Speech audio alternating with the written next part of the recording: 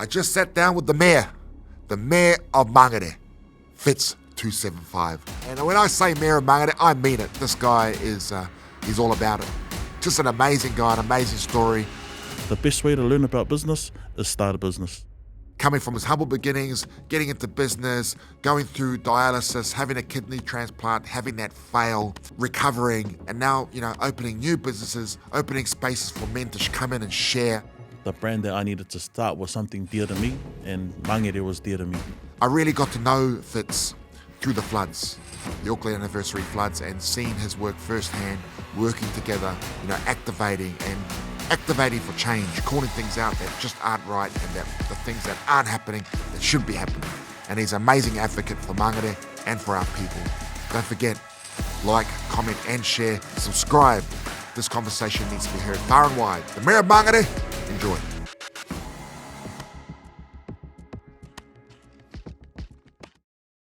Unfiltered with Dave Latelli is proudly part of the Acast network.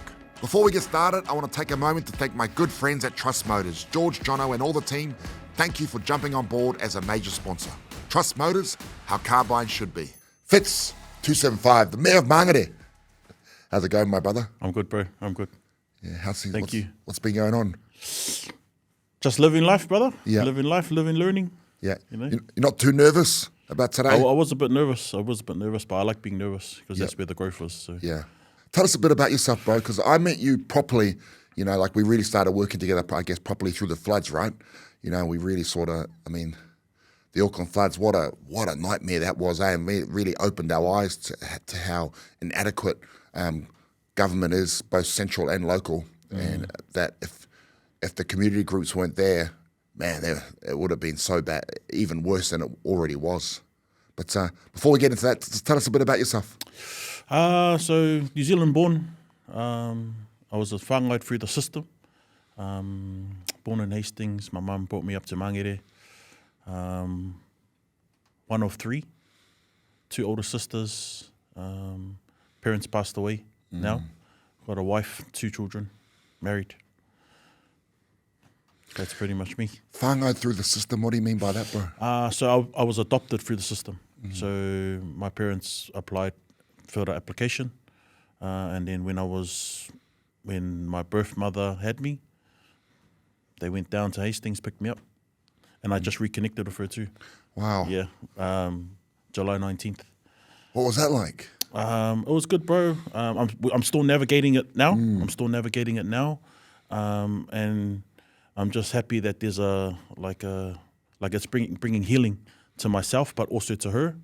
And what I mean by that is that when I met her, or when the conversation started about reconnecting with her, she suppressed me so far down, she forgot that she had me. So It was like as soon as I was born, that was it. They took me away, and then my mum picked me up and brought me up to Auckland. So yeah, that's. Geez, that must have been tough for her. Oh, definitely. She was only 21, Yeah. And reconnecting with her, I'm still navigating through it, but it's just good that there's so much healing coming.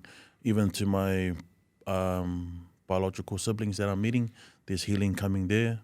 How did the process start with that, bro?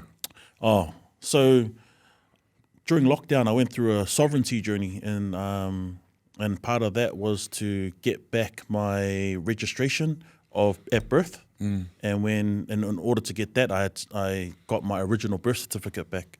So I've got my birth certificate that I have, but then I had a birth certificate at birth, my first one. So when I got that back, I saw my birth mother on there. Yeah. And then we actually met this year. Yeah. That's how it come about. Oh, so you've already met? Yep, we've met. We've been kept in contact. Yeah. What was it like meeting her, bro, for the first time? It was cool, because throughout my whole life, when I'm with family, I look at all my family and they all look similar, and I'm just sitting there even though they are my family, I don't have that connection or familiarity, and even with my wife and her family, I look at them and then they all look similar, even though it's cousins. And then when I saw her, yeah, I got similar features to the siblings, and then when the siblings saw me, and then they go, oh yeah, he's definitely, you know, like the other part of the family. So yeah, it was quite overwhelming. When I gave her a hug, she just gave me this massive ass cry, like it was all this weight lifted off. You know, it was cool. It was cool. It must have been good for her to know that you've come out good. Oh, You know what I mean? that's what I said. I said, because she apologized, and I said, don't apologize. I've had a good life. Like, I've had a great, like my mum, my parents, who, you know, my mum and dad, like, I had a great mum. Like, I've had a great life. Like, I'm all good. Like, you know, where I am. Like, I've turned out all good. Like, there's nothing to be sorry about, you know. What would you say to other people? I mean, did you know you were adopted? Or I knew I was adopted when I was 12. My mum told me when I was 12. And did you always have the urge to try and find out more? Or? I wasn't too fussed at the time, like because I'm quite like people with faith will say they're faith driven, or you know, people who just like just let the universe, whatever happens. I'm pretty much free will. Like, I'm happy with however the outcome is, and yeah, I was ready to just whatever happens. But then I did some breath work. And then through that breath work, I saw my ancestors sitting there. Wow. But those ancestors didn't have faces. And then when I was going through that part of my journey, and what I was trying to understand from that was the support. So you know how we do our community work. And what I got from that was I have support there, you know, and it's in the ancestral realm, in the spiritual realm. But then what my wife said was, do you think that those are your ancestors, and the reason why you couldn't see their faces was because I don't know who they are? Yeah. And then that's what triggered me to reach out again and reconnect. Yeah. Man. What would you say to anyone else going through it? I guess it's a personal thing, right? If But I would say it'll be good to reconnect. It'll be good to reconnect and close off these loops, you know, and to find out the truth, because that's all it is. It's the truth. Whether you like to hear what the reasons are for your adoption or whatever it is, you know, because I was ready to, like, I was thinking worst case scenario, you know, like, you know, she was raped or whatnot. So fortunately she wasn't. But I was preparing for all this worst case scenario stuff. But then when I met them, they welcomed me with open arms, you know. But I would just say reconnect, bro. Like, reconnect and close off these loops, because we're all here to heal. You know, there's generational traumas within us that we don't even know exist, you know. So until we actually start, you know, really finding who we are, you know, underneath it all. Yeah. So where were you? Were you raised in Māngere, bro? Yeah, Māngere, bro, all my life. Yeah. So born in Hastings. As soon as I was born, pretty much the second day, straight up into Māngere, and I've been here ever since. Far out. Yeah. And what was it like growing up? Māngere? Oh, bro, it was beautiful, bro. You know, it was vibrant. Everyone, it was just a real community vibe. You know, I grew up in a good home. My father passed away when I was 3, so I was raised by just my mum and my 2 sisters. But yeah, it was good. It was good. Went to school, but then, yeah. What's been the changes, you think, Bo? So I spent a lot of my young early days in Māngere too. You know, up until I was 5 and got shipped off to Australia. And then coming back, you know, and I remember going to the Māngere pools, going down those slides. Yep. I went down backwards and cracked my head open, but it's just silly things we do. But what's been a change, Bo? Have you seen much change in Māngere from when you grew up there to where it is now? There's a big change in the way the suburb is laid out. Like, there's just so many houses, compacted, busting down one house. Like, in one of the streets I grew up in, or the street I grew up in, 2 houses busted down. Now Kainga Orders built like a 16 apartment. And the space where 2 houses were. Yeah, it's a no exit. It's a no exit street. And then down the end, there was 2 houses, and they've built 17 homes. The developers built 17 homes. So it's all compacted, you know. And now there's cars on the road, which means kids can't play on the road. So upbringing that we had by playing on the road, getting together, you know. Yeah, from what I've seen, it's just congested, so many people, you know. Talk to us about your teen life, bro. Did you study? Did you go to uni? And I know you're a businessman now, but tell us about what led you to that. So I've always wanted to be in business. I've had some sort of entrepreneurial bone in me since young. Just, you know, selling things at school, you know, cigarettes, playing marbles, you know, just whatever we can to make a buck. And then 10 years, dropped out of school, 16, jumped on the course, and then, started working at 17, teen parent, 18, and then, just figuring out life as most teens do, you know. What was that like, bro, being a teen dad? Did it drive you to get something for yourself? Oh, definitely. At the time, it definitely just the drive at the time was just work. You know, that's all it was. Work, a little bit of side stuff to make a bit of coin to keep us going, and just figuring it out. You know, I was fortunate. My mum was around, and my wife's mum was around to help us with the kids. So we had a good support system for us. And then, it wasn't until I hit my 30s where I decided to get into business. But, my teens was good. And what business did you end up getting into, bro? So when my mum passed away, she left us some money. And then I started getting into car dealing. So I imported some cars. Yeah, hard as, bro. I didn't know you were into the cars I as well. was just trialing so many different things. Shout out to Trust Motors. The best. How car buying should be. So, I started importing some cars, and then I bought some cars, did some up. Then I helped my mate start a sunglasses brand. I tried a few different things, and that was all while I was working as well. Yeah. And then my mate that I was helping with a sunglasses brand, Allies, he said to me, "Bro, you need to start your own brand."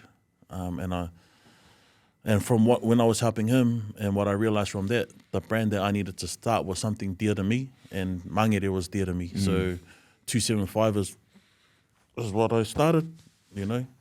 And we just wrote it out in letters rather than in numbers. Yeah. And then, and brought the whole brand around it about, you know, positive change and who we really are. And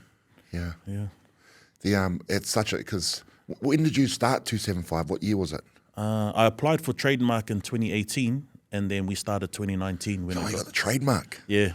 Oh, clever, bro. Yeah, I had to trademark it first before I come out, because in my mind I was like, I think this is something like. Well, it's before then, because then everyone started 267. Yeah. All these, so it's man, that was a great idea. Yeah, but it was only because we grew up with it, and I mean the beef as teens from our elders, or you know, our OGs was beef amongst the neighborhoods, you know. And for me growing up, that was inherited to us, and I didn't like it. I was just like, why do we have to have beef with Otara? Like, why is it, like, I had family and friends in Otara, so why are we beefing with them? Like, I have family and friends. So I just wanted to be part of that, you know, that representation of connection, you know. And when did you go all in, like get your shop and all this stuff? So 2019 was pretty much when we went all in, or not all in, but when we started. And then COVID. And then COVID hit. So I think, because when did COVID hit? 2019? End of 2019. Yeah, end of 2019. Yeah, so we started in April, and then at the end of that year. So I've always wanted, so with this, I wanted to make it a brand that we could just walk on and get off the shelf. Yeah. So throughout that 6-7 months that we were active, I was slowly building up the stock, and then lockdown hit. Then I had all the stock ready, and then lockdown happened, and then level 4, level 3. Then when level 3 hit, people started supporting local, and I had all this merch. Yeah. And then, I started selling the merch, and then that's what got us up. And the other thing that got us up was drill wrap just started. Yep. And just before lockdown, I ordered all these masks, and they had 275 on it. And then lockdown happened, and then they made the rule about wearing a mask, and then the masks arrived. Oh, man. And then we started selling masks during lockdown. That's what kept us going. Yeah. Selling these masks during lockdown, and then everyone was wearing 275 in Māngere, you know, and then they were like, what is this? What is this? And then that's sort of like how we got up. Farah, so through COVID, it actually helped you. Yeah. It helped, and we were just fortunate that we were still a new business. Yeah. So we didn't have all these massive overheads. Yeah. We were still new, and then that's what we gave our barbers to sell. It was like, bro, sell these, get us an income, and then our landlord sort of helped us, give us a discount, Yeah. And did you have the shop yet in Māngere? Nope. So 2023. So 2023 is when we moved the clothing to the Māngere Town Centre, into a small shop, 31 square metre. And then end of last year, the bigger shop came available. Then we moved both shops into that one. And yeah, that's where we are now. What would you say to young entrepreneurs that look like us? Just give it a go, man. Like, lean into that fear, lean into the resistance and just go for it. I was reading a book from Richard Branson. Oh, yes. This is before business, and one of the books I read about how do you start a business. His first chapter was the best way to learn about business is start a business. Yeah. And then that's why when this barbershop came available, I was just like, oh, this is the only way to learn. Because that's why we got the barbershop, to learn about business. Yep. We went down to do a wānanga with Matt Brown. Yes. About a barber hui. So during that time, the suicide rate was up 685 that year. So there's a post, my first post on my 275 page was opening the barbershop up to men. It's just like, hey, look, just come in, man. Like, that's when the stats came out. And we're like, hey, look, just come in. You don't need to come for a haircut. Like, there's space here just to come and chill. And then we went to that barber hui with Matt down in Port Waikato, and he told us his journey about healing and stuff. And then me and Mux was like, bro, this is the type of barbershop we want to be. We want to be a barbershop that's there for our community. Because we were still trying to navigate how to be in the barbershop. Because I didn't know how to cut hair. I didn't know anything about business. Mux just started to learn about communication, and he didn't know how to cut hair. So we went to this barber hui to learn about barbering, and we got something totally different. Yeah. So yeah, that's a bit of what happened at the start. Why is it you think that men, especially I guess our Pacifica men, find it so hard to talk about mental health and being vulnerable and open? Man, I don't even know. I honestly can't say. I think it's either pride or that they're the ones that are leaned on. People lean on us, like our family lean on us to be the ones to carry the weight. It's hard. It's hard for us to reach out. That's why normally when I say to people who are doing well, we the ones should reach out. Reach out to whoever it may be, and not wait for people to reach out to us. Yeah. Yeah, bro. I think a lot of it was interesting when we first started our food bank or food share. We noticed it was never men coming in, or reaching out. It was always the woman, the wife, the partner, because we found the men were just too shy or embarrassed, to ask for help. And I think that's a big stigma, as we're too shy or we feel like it's an embarrassment to need help. I think there's a shift though, because for the last 2-3 years it's been in our faces about speaking up. Yeah. So I think there's a shift. What did you see when you started doing these, opening up that barbershop and as a space? What's been the change you've seen? For us men, some of our talks are very shallow. Yeah. It's just surface stuff. And I think now there's much more, especially with some of the youngins. Like I'm talking to some 22, 23-year-olds, and they speak, about some heavy stuff. Yeah. I had a young fella that just went through grief with one of his close boys, and he reached out to me, and he reaches out to me quite a bit, and then I'm just like, yeah, bro, come, let's talk. So from what I've seen, like people are getting a bit more, especially our younger ones, they're getting a bit more confident speaking up. And I think I haven't been in their circles, but I think some of their talk in their circles is a bit more opening, Yeah, I think people are more willing to turn up and ask for, and to those types of spaces and to reach out and understand that it's not weakness. And I think they're speaking about it sober as well. It's not a you know, what do you call it? Courage juice. Yeah. You know, like people are speaking about it with coffee now. Yeah. So Yeah, we speak about it at the gym. So we don't drink, you know, we don't go to the pub or anything. Our going to the pub is, you know, at the gym, training really hard, and we talk. You know, afterwards we'll have a protein shake, you know, sit around and just talk about, you know, how everything's going. Yeah, so it's interesting how that shift. That's a good thing. yeah, definitely. You spoke about, you know, going through that at the start, going through those tough times and not wanting to reach out. Yeah. What? So was that in business? How did you get through that? So what happened was, because I'm on dialysis, and I had a kidney transplant in 2017, and in 2019 when I started the business, I lost it, and then what I was going through at that time I lost the kidney transplant. Oh, jeez. Yeah. What do you mean you lost it? Like it just stopped working. Oh, Yeah. jeez. So there's always like a percentage that you know it's not going to work, and that's what happened. So after a year and a half, it failed, and then it failed just as I started 275. Yeah, and shout out to Mux, because when I was going through that time, Mux told Lils, my wife, just go look after Fitz, because I was going through in and out hospital, and I was going to throw everything away. Like, this was after me and Mux had a good talk, and like, bro, we painted both the vision of where we wanted it to go. And then I was about to throw it in.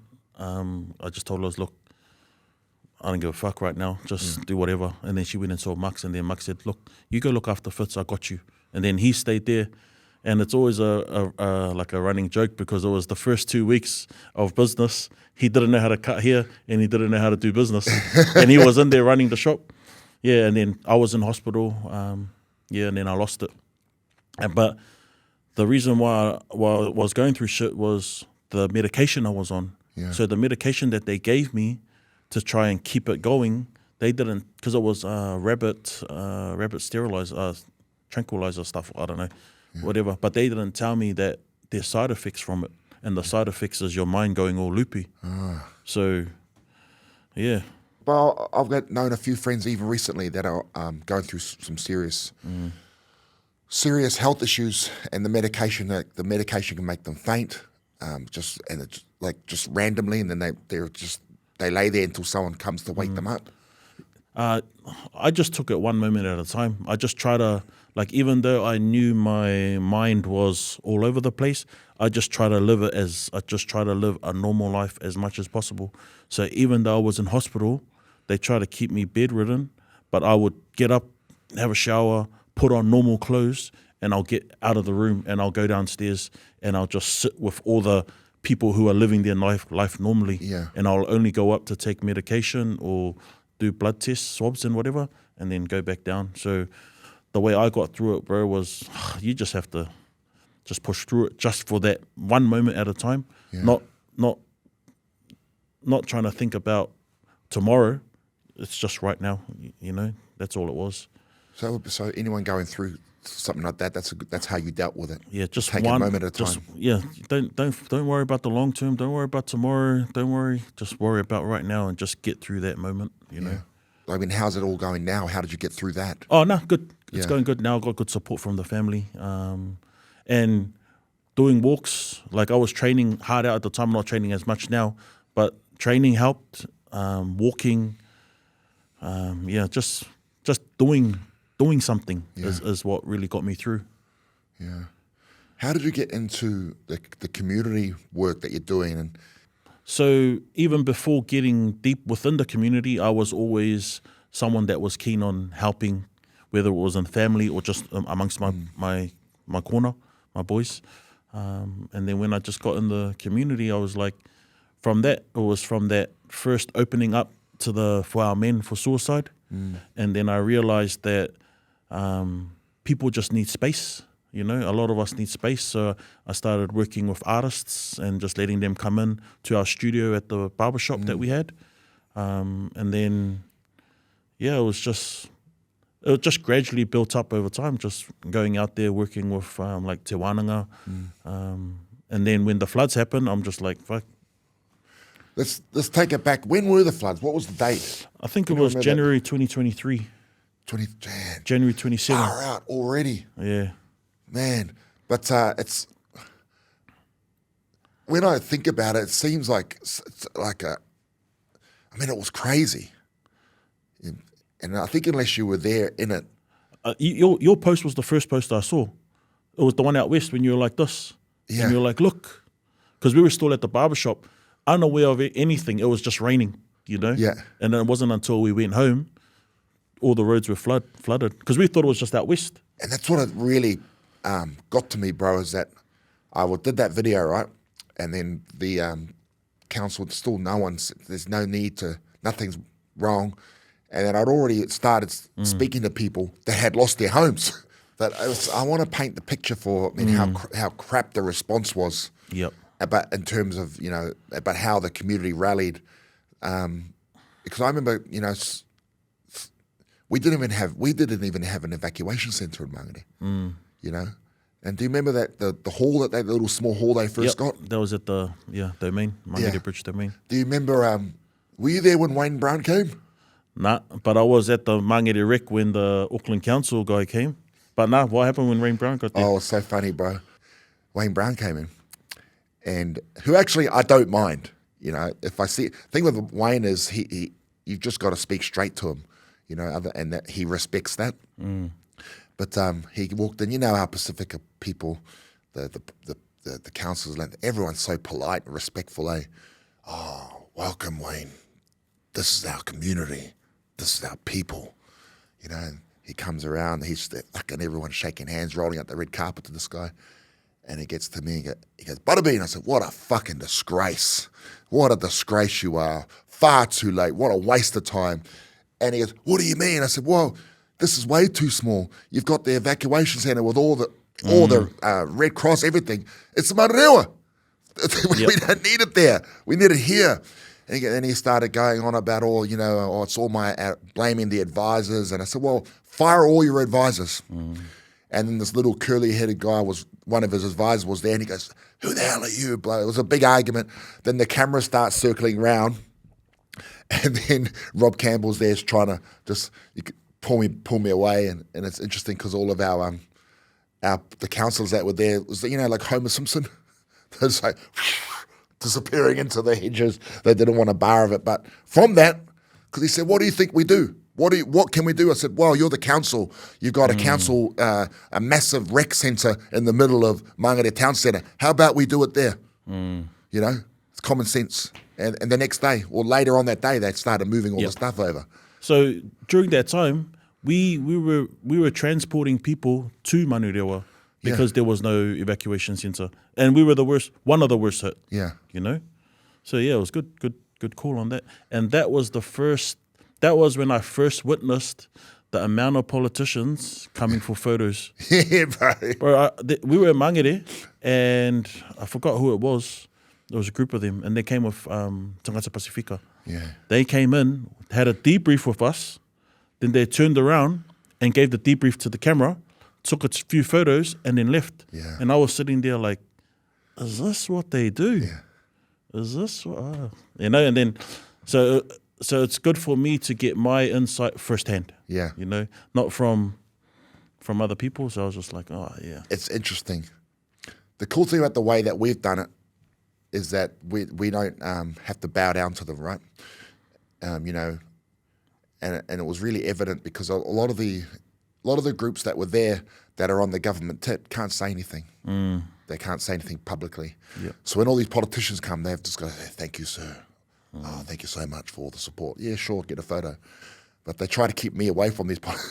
I think that's why I'm also not favoured too. Yeah. You know, because I'm similar to you. You know, like I'm happy to say what I want to say. Like we should all be entitled to say what we want to say. Yeah. You know, even if you're council or government. You know. But one good thing to come out of it was, for me, was building these connections, because we hadn't really worked together. We didn't really know each other properly back then, but we started just working closely, you know, through that. Oh, you guys did so much. You guys helped us so much. It was, you guys relieved so much pressure off Māngere, you know. It was just, Like, you still do. Like, people reach out to me for jobs. Have you tried BBM recruitment? People reach out to me for food, BBM food share. But during that flood relief, it was just, brother, you know, we need some more bread or whatever it was. Like, it was really good, really helpful. Because Auckland happened first, then the cyclone hit Hawke's Bay.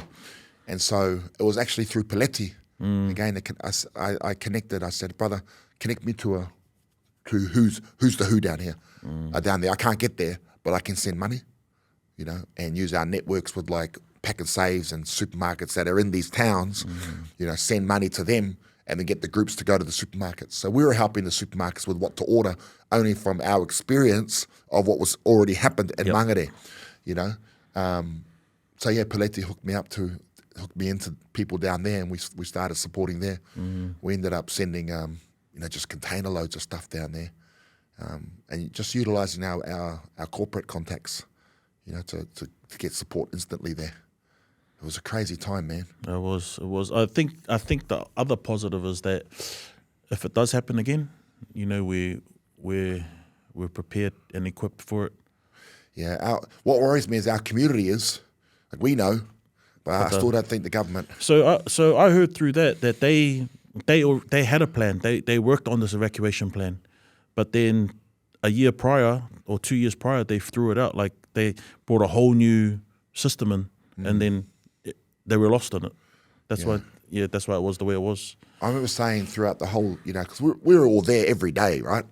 And sitting with these different people. And I remember saying everyone, we got to learn from this. We got to make sure when it's all done, we all sit down together, you know, government, us, and make sure, you know, so that we have a strategy for when the next time it happens. And it's never happened.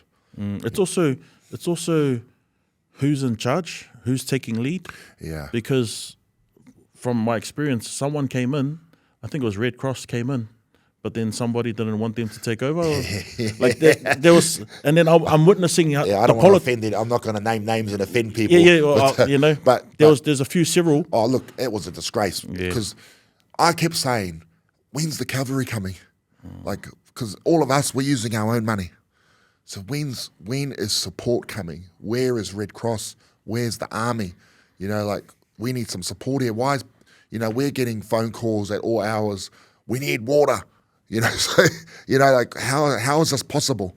And then that's when I was told it was the reason why we didn't have official support was because it wasn't an official evacuation site. That was still in Mararewa. So that it wasn't until very late in the piece that we had that came down. It was too late. All the heavy lifting was done by then. Yeah, I think the army came. It was already. Yeah, it was. Everyone was already moved out. And because people in the council had said, we know our people, we can do it. I said, well, it's not. You're not doing all the lifting and providing all the money. You know, when you know we can't. You guys can't even get the bloody Māori wardens some fuel vouchers. You know, or you can't even. I remember volunteers. I think it was through you, volunteers saying they're not giving any of the volunteers food parcels. Their homes are affected too. They're there helping, and you can't give them a food parcel. You know, so it was good that once we were told, because we're you know, us and the whānau were providing the food. So if they're volunteers, give them bloody food. It's just yeah, but lots learnt, bro. Lots learnt, and then coming out of that, and where are you at now with everything? I've just been focusing on the business, just to get the business up, just so that it can generate income to do the work. You know, taking a leaf out of your book. You know, instead of being too reliant on funding, because we can apply for funding, but if it doesn't come through, it stops the work. But the work still continues. You know, and we got to make it happen somehow. It's interesting because in the space that we're in, community work, you know, we have community. So we have the charity, we have the community work, and like, I don't take anything from the charity. You know, I have the business side, which I try and do all my, you know, my corporate deals with, speaking. That's how I get paid. But it is interesting that when you're in the corporate, the community world, God forbid you're successful as well.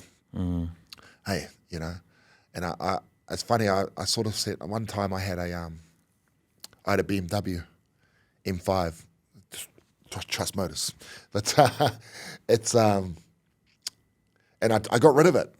I traded in and I just got a normal Holden. Or it wasn't normal. The engine wasn't normal, but it looked like a normal Holden. And I said, why? Why are you doing this? I said, because when I turn up in a Holden to things, people say to me, good on that guy. You know what? He's worked hard, but good on him. If I turn up in a Beamer, fucking crook. Hey, ripping off his charity. Well, I remember the first time you posted up your bike. I think you went for a ride on your bike. Yes. And I messaged you straight away.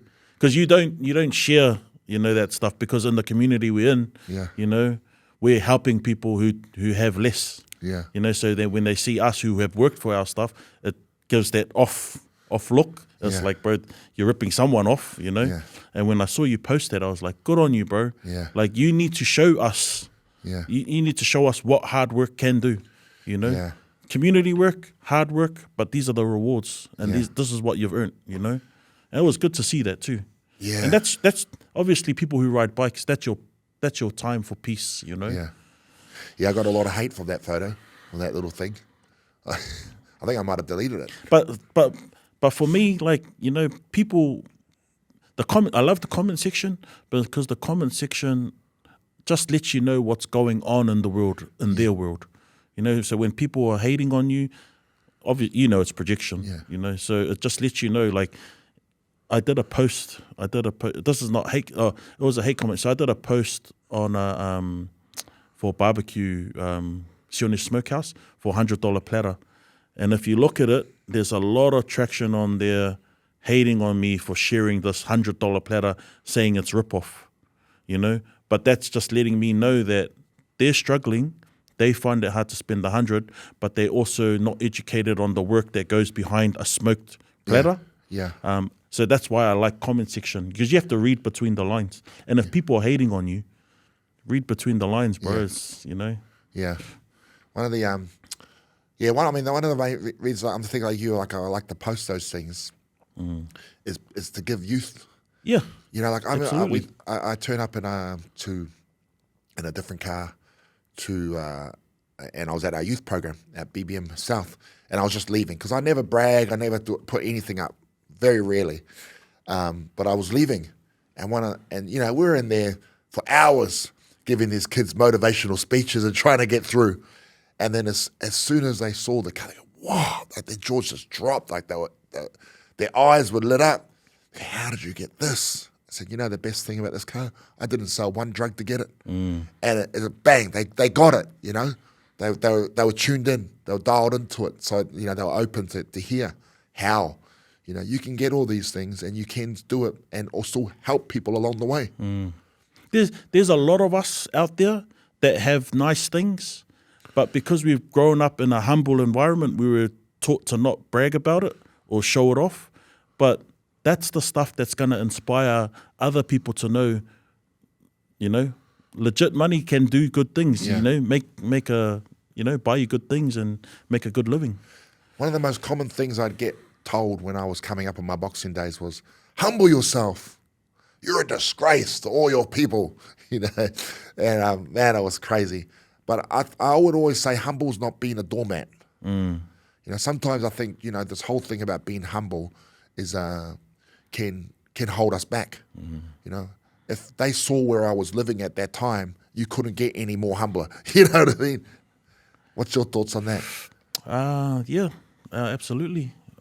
I'm not too sure.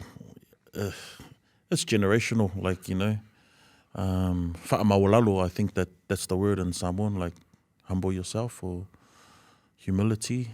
But, humility and humble is two different things. Yeah. But I don't know, bro. I don't know what it is. Yeah. It's crazy.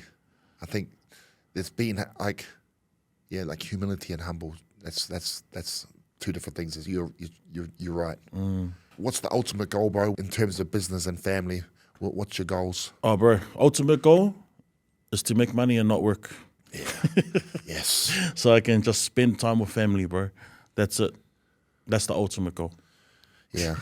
And like what's that point? I always think, what's that point of money or having that recurring revenue, the double R, that's the key, man. Having recurring revenue that just keeps coming in and you don't have to do anything.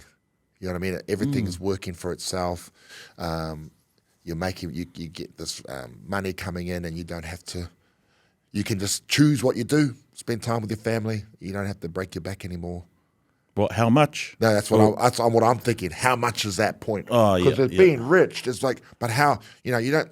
What's that point where I'm thinking? What's the point where you're rich enough to just spend time with your family and you have? Yeah. So I've put in all this work for 6 years. The cash isn't there. The money richness isn't there. But my time with my family richness is there. You know, like, look, I've got my wife with me. Yeah. Like, if we want, we can just go have lunch, hang around. Yeah. You know, like, so that's the richness that I've got back now. So now I have to utilize that time to create the cash flow. So the cash flow can create time back for my children, you know? Yeah. So it's a long process, but it's a long process. Just no one taught us. We don't come from money. So you would know we have to figure it out and connect and work. Yeah. And, Yeah. That was good advice. but I'm rich in time. Not ultimately rich in time, but I'm rich in time right now. Yeah. My daughter works for us. She starts at 10 in the morning. Wow. So we're having breakfast in the morning with her. Yeah. Like, that's richness in itself. Yeah, man. You know, and then when I do go to work, like I just had a photo shoot with her last week. Yes. You know, and just to be able to work with her and then have these pictures forever of her working with her dad, like, that's richness in itself. Like, it depends on what you think rich is, what you do know? think rich is. Like, money rich is no doubt all good, but it's what you do with that money. And right now I'm just rich in time with my family, and I love it, bro. You know? Well, you can't buy that. I think that's an interesting thing, bro. Yeah, we just got to work on more holidays. Yeah. So we need the cash flow to go on the holidays. We've got the time. We've got the experiences. time. Yeah, and try and get the experiences. So got to keep putting in the work. Yeah, you know, bro. keep putting in the work. It's a wonderful thing to go on to have the time and do these things with the family. Like when we went overseas, it was just next level. Oh, I love it, bro. I love seeing that stuff. Yeah. You know, I'm just like, because you've got all your team there set up to help you do the work. Yeah. And you've been putting in this work. It's not easy. Yeah. You know, if it was easy, everyone would be doing it. Yeah. You know, so I love it, bro. Keep posting, keep sharing those experiences, Yeah. man. You know. Yep. Well, hopefully, I don't think I'll be going on a holiday like that for a while after I just took on this new gym. But How's that going? That's going good, bro. That BBM look Ultimate awesome. Fitness. That look awesome. The good thing to me, bro, which was I was very happy about and a little bit surprised at how quick it happened, is that BBM as a community brand, that we've done everything for free in our gym spaces. It translated well into the commercial gym space. People love it. You know, we've over doubled its membership in 2 months. You know, and people just want to be a part of a community. And when they're paying to be a part of it, they value it way more. Yep. You know what I mean? They love it. And it's what we're good at is building a community, having all these classes going, and that's what they love. You know, but I'm just not good. I don't know about you. I'm not good at being behind the counter. Oh, Because I'm just like, yeah. you just give? Just don't worry about it. Oh, Dave, I got my overdue fee. Don't worry about it. Don't worry about it. I'll pay for it. I'll write it off. Okay. Bro, we're the same. We're the same. Yeah. So that's why I put other people there. Yeah, I know. Because if I was there, bro, we'll have no business. Yeah. Yep. And I went cheap first up, and it was people would say, Dave, a guy that was helping me set it up goes, Dave, this is too cheap.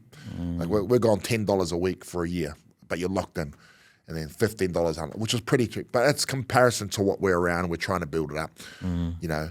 And I said, well, it might be cheap to you, but everything else I do is free so this is a lot, you know. But I've got to try my best not to be behind that counter. Yeah, well, remember I came that time and you tried to give me a free scone. I was like, no, I'll pay. Ended up in the car and then you bought me out a free brownie. Yeah. I was like, oh, bro. Too much love, bro. Too much love in your heart. Yeah, that's cool, bro. What's the last question, bro, that I ask everyone that comes in? What's your why? My why? My family is my why, bro. I just want my family to be able to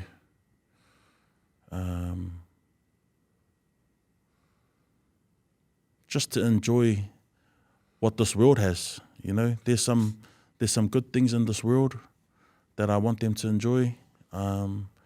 There's also some traumas I want my kids to not ever experience.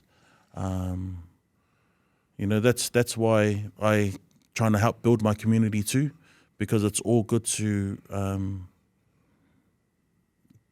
build for your family, but the environment they're in. So it's just taking people along the way. But my why is my family.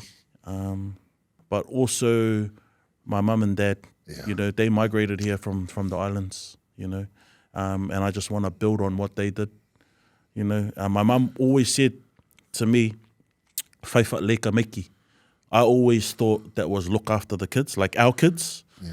But then after reconnecting with my biological mother, it made me realize that it was much deeper than that. Because this was a lady who had no relation to me at all, and she adopted me through the system, you know. So when she was saying whaiwha leka meki, she was talking about looking after all the kids, you know. Yeah. So my why is for my mum and dad to build on what they moved over here for, and then my family. Yeah. Powerful, bro. Yeah.